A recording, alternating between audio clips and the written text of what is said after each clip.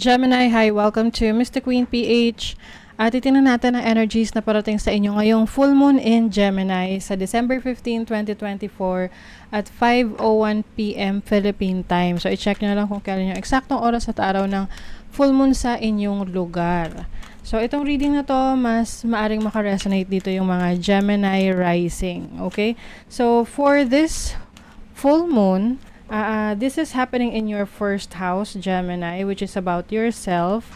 Maaring maraming mga pagninilay-nilay, no, tungkol sa mga bagay na gusto mong palaguin sa buhay mo. So this can be yung iyong business, trabaho, because Jupiter is also here, which is the planet of expansion. And minsan, no, kapag meron tayong gustong palaguin, meron din tayong kailangang i-let go. Or meron tayong mga sacrifices na kailangang gawin para mangyari yun. Okay? So, for some of you, Gemini, maaring yung iba sa inyo, you want to explore new knowledge, no? Meron kayong gustong pag-aralan.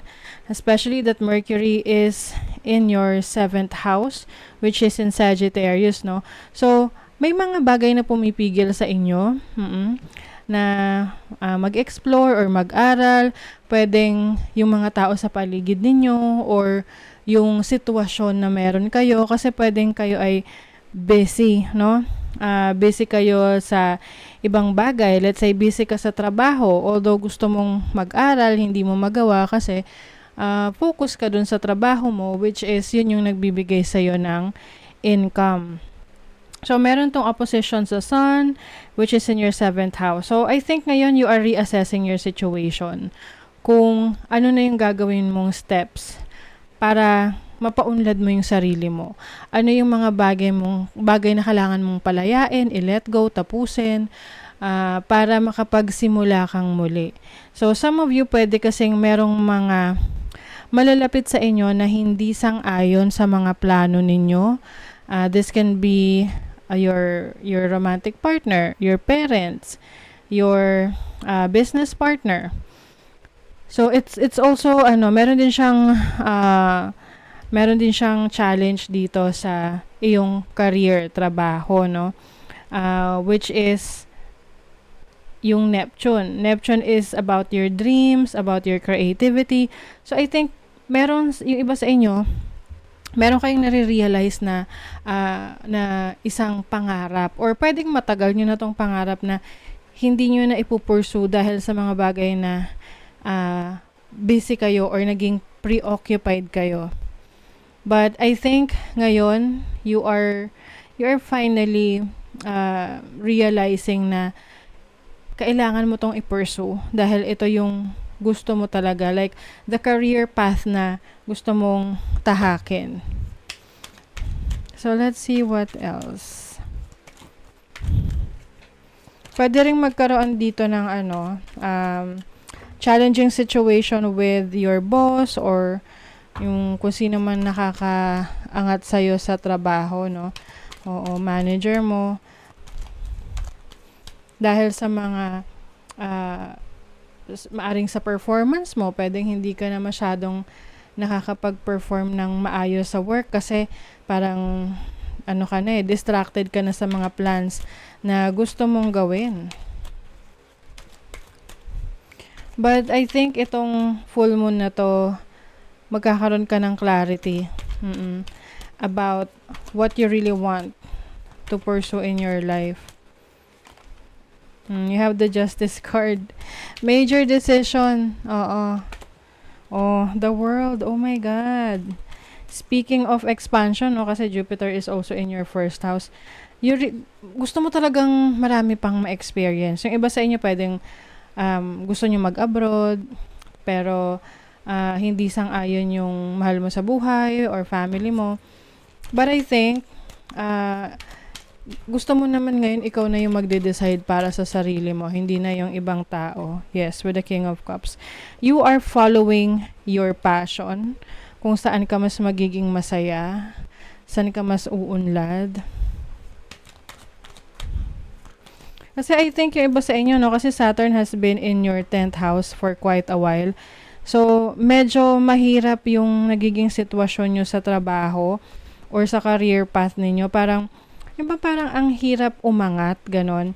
And, may mga iba ka bang ideas or goal sa buhay or pangarap na pwedeng na isasantabi mo. So, ngayon, ito na yung turning point mo na you really want to make things happen for yourself.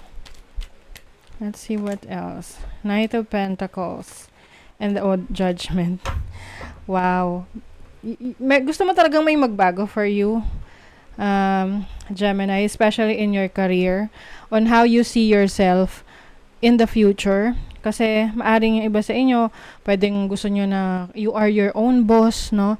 Lalo na kung hindi mo na nagugustuhan yung dynamics ng pamamalakad ng kumpanya mo, na pinagtatrabahuhan, yung pamamalakad ng boss mo.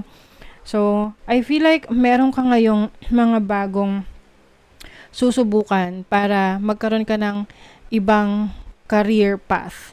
Oo, pwedeng trabaho to or sarili mong yung pwede kang maging self-employed.